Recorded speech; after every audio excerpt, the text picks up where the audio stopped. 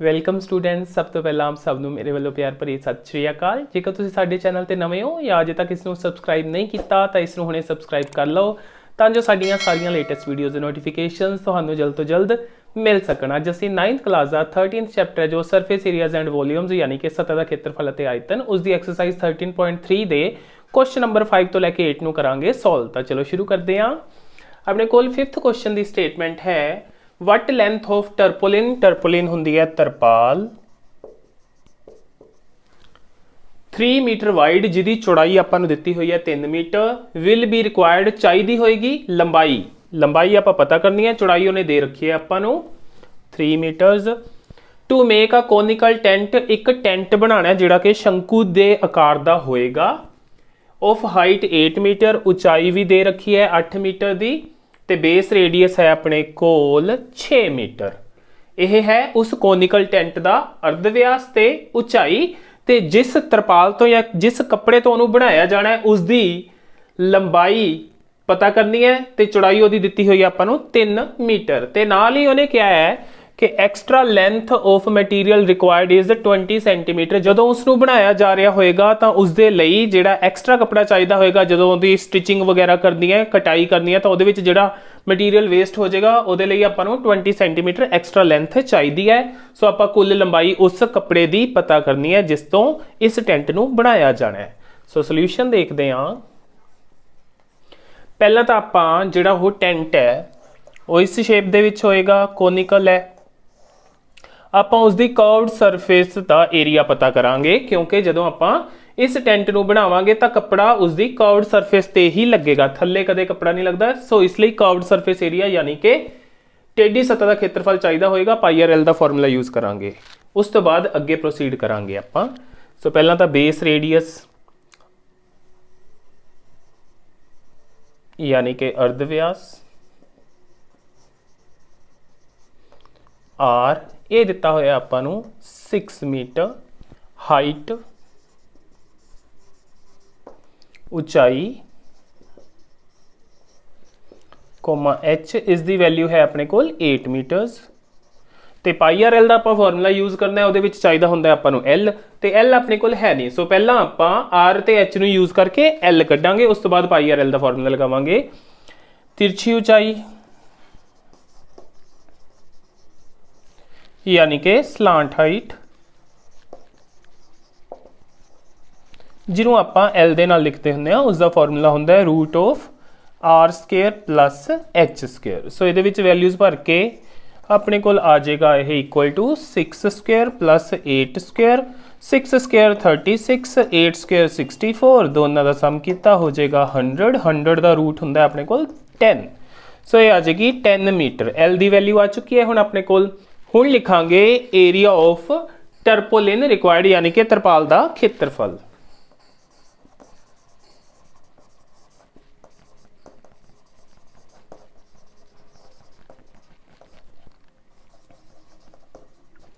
ਤਰਪਾਲ ਦਾ ਖੇਤਰਫਲ is equals to πr/l। Values ਭਰਦੇ ਹਾਂ 3.14 ਕਿਉਂਕਿ ਇਸ ਕੁਐਸਚਨ ਦੇ ਵਿੱਚ ਉਹਨੇ ਪਾਈ ਦੀ ਵੈਲਿਊ 3.14 ਯੂਜ਼ ਕਰਨ ਲਈ ਕਿਹਾ ਆਪਾਂ ਨੂੰ।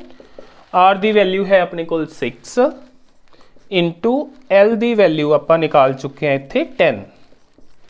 ਸੋ ਇਹਨਾਂ ਨੂੰ ਜਦੋਂ ਮਲਟੀਪਲਾਈ ਕਰਾਂਗੇ ਤਾਂ 314 ਨੂੰ 6 ਤੇ ਮਲਟੀਪਲਾਈ ਕਰਦੇ ਹਾਂ 6 ਚੌਕਾ 24, 2 6 ਕਮ 6 ਤੇ 2 8, 6 ਤੀਏ 18।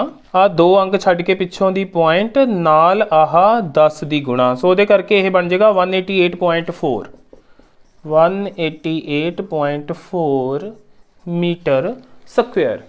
ਇਹ ਆ ਗਿਆ ਆਪਣੇ ਕੋਲ ਟਰਪੋਲਿਨ ਜਿਹੜੀ ਚਾਹੀਦੀ ਹੈ ਇਸ ਟੈਂਟ ਨੂੰ ਬਣਾਉਣ ਦੇ ਲਈ ਉਸ ਦਾ ਖੇਤਰਫਲ। ਹੁਣ ਆਪਾਂ ਪਤਾ ਕਰਨੀ ਹੈ ਉਸ ਤਰਪਾਲ ਦੀ ਲੰਬਾਈ ਤੇ ਚੌੜਾਈ ਆਪਾਂ ਨੂੰ ਦੇ ਰੱਖੀ ਹੈ।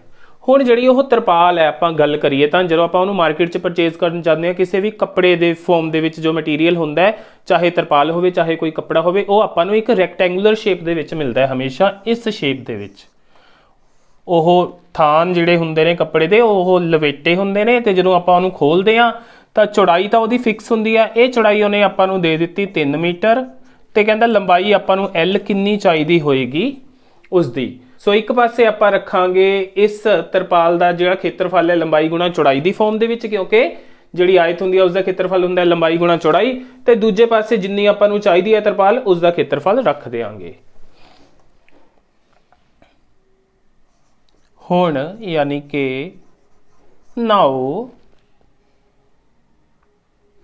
L into B is equals to 188.4। L into B यानी कि लंबाई गुणा चौड़ाई। सो ਇਹਦੇ ਵਿੱਚ ਵੈਲਿਊਜ਼ ਭਰੀਏ ਤਾਂ ਆਪਣੇ ਕੋਲ ਕੀ ਹੈ, ਆਪਣੇ ਕੋਲ ਵਿਡਥ ਹੈ, ਉਸ ਦੀ ਚੌੜਾਈ ਹੈ। ਸੋ L ਗੁਣਾ 3 is equals to 188.4। ਸੋ ਇਹਦੇ ਵਿੱਚੋਂ L ਜਿਹੜਾ ਆਏਗਾ ਉਹ 188.4 ਨੀਚੇ 3 ਕਰਕੇ ਆਏਗਾ। ਇੱਥੋਂ L ਕੱਢੀਏ ਸੋਲਵ ਕਰਕੇ ਤਾਂ ਆਪਣੇ ਕੋਲ ਆ ਜਾਏਗਾ 6 × 18, 3 दूनी 6, फिर 2 24.8 मीटर। फिर उन्हें क्या होया कि आपां नूं 20 सेंटीमीटर एक्सट्रा लंबाई भी चाहिए है। सो इत्थे लिखांगे तरपाल दी कुल लंबाई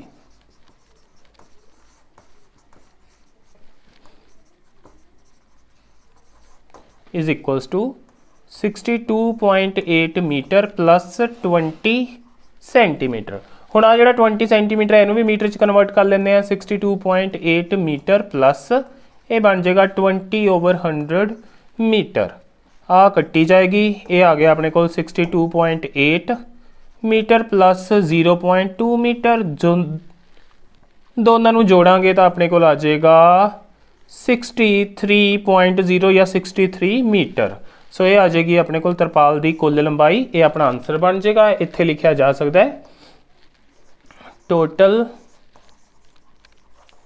लेंथ ऑफ टर्पोलिन। सो ये क्वेश्चन होया अपना कंप्लीट। हुण आंदे आ 6th क्वेश्चन ते। स्टेटमेंट है slant height and base diameter of a conical tomb. Tomb हुंदा है अपने कोल एक मकबरा जिहड़ा कि कोनिकल शेप दे विच है, शंकु दे आकार दा है। ओदी स्लांट हाइट यानी कि तिरछी ऊंचाई दिती हुई है आपां नूं आह L दी वैल्यू। बेस डायमीटर यानी कि व्यास D दी वैल्यू दिती हुई है आपां नूं 14 metre. Cost of white washing it's curved surface at ₹210 per 100 metre square. ये आपां पता करनी है, यानी उसनूं रंग कराने का खर्च पता करना है। जदों उन्होंने आपां नूं दे रखा है कि 100 मीटर की दो ते रंग करने का खर्चा है 210 रुपए, तो उसकी जिहड़ी कर्व्ड सरफेस होएगी उस ते इस हिसाब दे नाल रंग करने का खर्चा आपां पता करना है। सो देखते हैं इसका सोल्यूशन। पहला तो आप इसकी स्लैंट हाइट ते बेस डायमीटर बारे लिख के उत्थों πRL यानी कि इसकी टेढ़ी सतह का क्षेत्रफल निकालांगे πRL का फॉर्मूला यूज करके। उस तो बाद फिर इस दे हिसाब दे नाल खर्चा निकालांगे। सो लिखते हैं स्लांट हाइट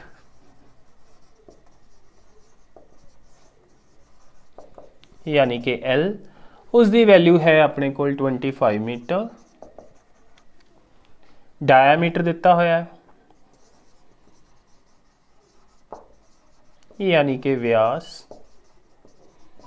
मीनस D, उसकी वैल्यू है 14 मीटर। इत्थों आप निकाले रेडियस यानी कि अर्ध व्यास R जो कि हुंदा है डायमीटर का अद्धा। सो कटिंग करके अपने को आ जाएगा 7 मीटर। इत्थे तिरछी ऊंचाई लिखा जा सकता है पंजाबी मीडियम वाले स्टूडेंट्स द्वारा। ओके हुण ये दोनों चीज़ां अपने को आ गई। हुण उसकी टेढ़ी सतह क्षेत्रफल पता करते हैं। कर्व्ड सरफेस एरिया यानी कि टेढ़ी सतह का क्षेत्रफल जो कि हुंदा है πRL। सो वैल्यूज भरते हैं 22/7 इंटू R की वैल्यू 7 इंटू L की वैल्यू है 25। 7 नाल 7 कैंसल, इन्हों मल्टीप्लाई करना है 25 दूना 50 ते 50 ये आ जाएगा अपने कोल 550 मीटर स्क्वेयर। ये आ गया अपने कोल खेत्रफल टेढ़ी सतह का। हुण इहदे उत्ते रंग करन दा खर्चा 210 के हिसाब दे नाल पता करना है। 100 मीटर की दो दे उत्ते रंग का खर्चा है इन्ना। सो इन्ने ते आपां पता करना है। कॉस्ट ऑफ वाइट वॉशिंग यानी कि रंग करन दा खर्च इज इक्वल्स टू हाँ जी 550 ਨੂੰ ਗੁਣਾ ਕਰਾਂਗੇ 210 ਦੇ ਨਾਲ, ਪਰ ਉਹ पर 100 मीटर स्क्वेयर है, पर यानी बटे 100 ਤੇ ਇਹਦੇ ਨਾਲ ਆ ਜਾਏਗਾ ਆਪਣੇ ਕੋਲ रुपीज़। सो आ 0 ਨਾਲ ਇੱਥੇ 0 ਕੱਟੀ ਗਈ, आ 0 ਇਹਦੇ ਨਾਲ ਕੱਟੀ ਗਈ। 55 ਤੇ 21 ਨੂੰ ਕਰਾਂਗੇ ਮਲਟੀਪਲਾਈ, 21 5 105 ਤੇ 105 5 5 1155। सो ये आ जाएगा अपने को 1155 इन्ने रुपीज़ खर्चा आएगा उस टोम दी कर्व्ड सरफेस ते रंग कराउण दा। हुण आने आ 7th क्वेश्चन ते, जिसकी स्टेटमेंट है अ जोकरस कैप, जोकर दी जिहड़ी टोपी हुंदी है is in the shape of circular cone, जो कि एक शंकु दी शेप दे विच है, जिसका रेडियस आपां नूं दिता होया 7 सेंटीमीटर, हाइट दिती हुई आपां नूं 24 centimetre. Find area of sheet for 10 caps. इस तरह दी 10 टोपियां नूं बनाउण दे लई कितनी शीट चाहिदी है उसका खेत्रफल आपां पता करना है। सो देखते हैं इसका सोल्यूशन। सो पहला अपने कोल है रेडियस यानी कि अर्ध व्यास, उसकी वैल्यू है अपने कोल 7 सेंटीमीटर। फिर आ रही है अपने कोल हाइट यानी कि ऊंचाई, यह आर हो गया, ये होगी अपने को एच की वैल्यू जो कि है 24 सेंटीमीटर। इत्थों आप पहला निकालांगे एल जो कि होंगी है तिरछी ऊंचाई यानी कि स्लांट हाइट। सो एल तिरछी ऊंचाई यानी कि slant height is equals to root of R square plus H square. पर दियां वैल्यूज आर है अपने को 7 उसका स्केयर, 24 का स्केयर, 49 प्लस 576 ऐड करके हो जाएगा ये 625 का रूट जो कि होंदा है 25। सो 25 सेंटीमीटर होगी अपने को एल की वैल्यू। हुण क्योंकि उसकी कर्व्ड सरफेस नूं बनाउण दे लई ही शीट चाहिए आपां नूं, क्योंकि जिहड़ी टोपी हुंदी है वो इस शेप दे विच है, इत्थे तां वो खुली हुंदी है, तो इसलिए आ जिहड़ी सरफेस है इसका ही आपां नूं एरिया चाहिए है। पाई आर एल का फॉर्मूला लगेगा उसकी कर्व्ड सरफेस का, तो फिर उस एरिया नूं आपां मल्टीप्लाई करांगे 10 दे नाल, ताकि 10 टोपियां दे लई जिहड़ी शीट रिक्वायर्ड है उसका एरिया आपां नूं मिल सके। तो इत्थे आंदे आ फिर area of sheet for 10 caps, 10 टोपियां लई शीट दा खेत्रफल जो कि आ जाएगा अपने को, क्योंकि 10 टोपियां ने 10 गुणा एक टोपी का curved surface area pi R L. So 10 into 22/7 into R की वैल्यू है 7 इंटू एल की वैल्यू है अपने को 25। सो आ 7 नाल 7 कैंसल होएगा, इधर मल्टीप्लाई करांगे तो अपने को आ जाएगा 25 दूना 50, 50 की 11 के नाल गुणा तो 055 तो ये आ 0 भी लग जाएगी। सो ये आ जाएगा अपने को 5500 सेंटीमीटर स्क्वेयर, ये आ जाएगा अपने को फाइनल आंसर। हुण आने एक्सरसाइज के लास्ट क्वेश्चन दे जो कि 8th question. 50 hollow cones for barricading the road are required.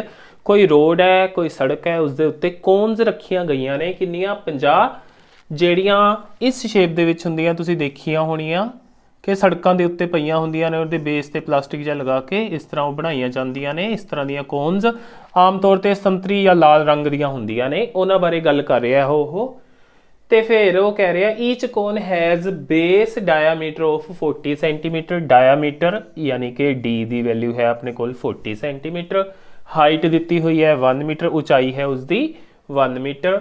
Outer surface of cones to be painted at ₹12 per metre square. उन्होंने जी बाहरी सरफेस है ये उत्ते करना है रंग, तो वह रंग करने का खर्च दिता हुआ है 1 मीटर की 2 का खर्चा है 12 रुपए। What is the cost of painting all these hollow cones, जिहड़ियां कि 50 ने गिणती दे विच, उन्हां दी सरफेस दे उत्ते रंग करन दा कितना खर्चा होएगा, यह आपां पता लगाना है। सो करदे हां सोल्यूशन स्टार्ट। सो इस दे विच क्योंकि आपां इस दी आले दुआले वाली सरफेस ते रंग करना है, इसलिए पाई आर एल दा फॉर्मूला लगेगा। फिर वो जिहड़ा खेत्रफल होएगा उहनूं आपां मल्टीप्लाई करांगे 50 दे नाल, क्योंकि वो 50 कोन्स दा उत्थों आपां नूं खेत्रफल मिलेगा, ते नाल ही उहनूं 12 नाल गुणा करांगे तां उत्थों आपां नूं खर्चा मिल जाएगा। सो पहला तो लिखते हैं डायामीटर,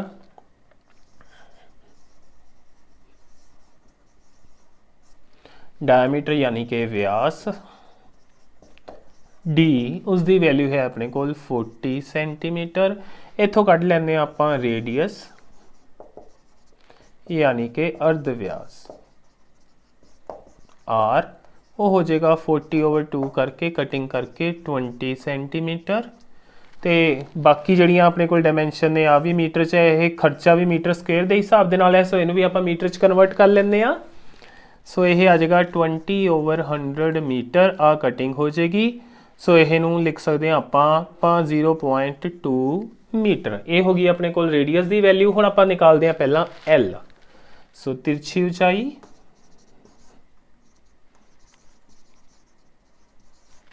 मीनस स्लांट हाइट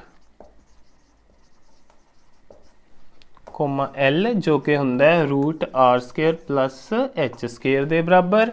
आर की वैल्यू है अपने को 0.2 उसका स्क्वेयर प्लस एच का स्क्वेयर। एच की वैल्यू है अपने को 1 मीटर। सो भी इत्थे लिख लैनी है।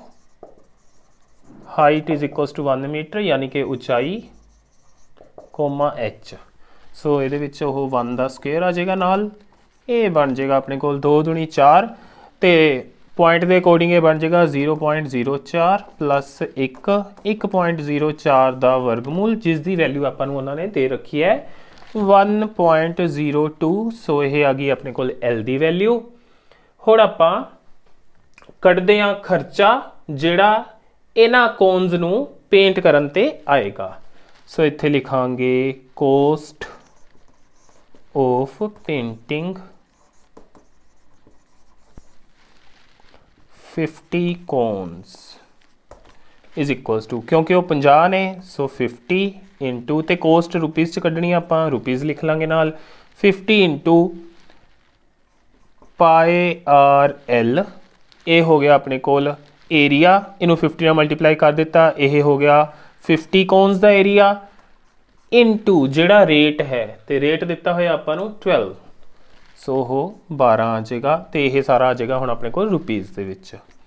हुण यह बन जाएगा रुपीज़ 50 इंटू पाई की वैल्यू उन्होंने 3.14 कही है।